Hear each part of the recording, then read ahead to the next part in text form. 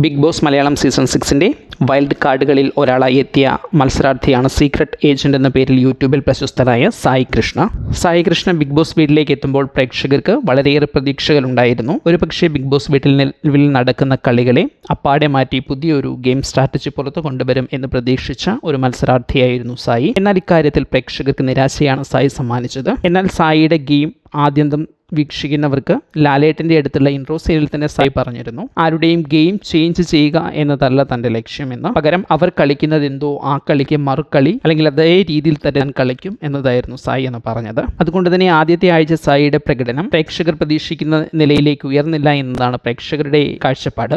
എന്നാൽ പക്ഷേ സായി അവിടെ ചെയ്തു കൂട്ടിയ കാര്യങ്ങൾ ഒന്ന് പരിശോധിച്ചാൽ സായി അതിവിദഗ്ധമായി ബിഗ് ബോസ് വീട്ടിലെ മത്സരാർത്ഥികളെ സ്വാധീനിക്കുകയും അവരെ തൻ്റെ ചൊൽപ്പിടിക്ക് കൊണ്ടുവന്ന് നിർത്തുകയും ചെയ്തു എന്നതാണ് സത്യം. സായി പറയേണ്ട രീതിയിൽ അല്ലെങ്കിൽ ചെയ്യേണ്ട രീതിയിൽ കാര്യങ്ങൾ ചെയ്ത് താൻ ആഗ്രഹിക്കുന്ന കാര്യങ്ങൾ മറ്റുള്ളവരിലൂടെ അവിടെ ചെയ്യുന്നുണ്ട് എന്നതാണ് സത്യം. ജാസ്മിൻ ഗബ്രി കോംബോയുടെ കാര്യത്തിലാണെങ്കിൽ ജാസ്മിനോട് പറയേണ്ട കാര്യങ്ങൾ കൃത്യമായി അദ്ദേഹം പറഞ്ഞു. തീർച്ചയായും ഒരു പരിചയമുള്ള വ്യക്തി എന്ന നിലയിൽ അല്ലെങ്കിൽ ഒരു സുഹൃത്ത് എന്ന നിലയിൽ പറയേണ്ട കാര്യം പറഞ്ഞു. അതേസമയം അവർക്കിടയിൽ ഈ പറഞ്ഞത് സത്യമാണോ തെറ്റാണോ എന്നുള്ള കൺഫ്യൂഷൻ നിലനിർത്തുന്ന കാര്യത്തിലും അദ്ദേഹം വിജയിച്ചു. രണ്ടാമത്തെ കാര്യം, ഇതെല്ലാം കഴിഞ്ഞ ആഴ്ചയിലെ ജയിൽ നോമിനേഷനിൽ സ്വയം ജയിലിൽ പോകണമെന്ന് ആഗ്രഹിക്കുകയും അത് ബിഗ് ബോസ് വീട്ടിലെ മറ്റു മത്സരാർത്ഥികളുടെ മനസ്സിൽ ഇൻജക്ട് ചെയ്ത് അവരെ കൊണ്ട് തന്നെ നോമിനേറ്റ് ചെയ്യിപ്പിച്ച് ബിഗ് ബോസിന്റെ ജയിലിൽ പോകാനുള്ള അദ്ദേഹത്തിന്റെ പ്ലാനിലും അദ്ദേഹം വിജയിച്ചു.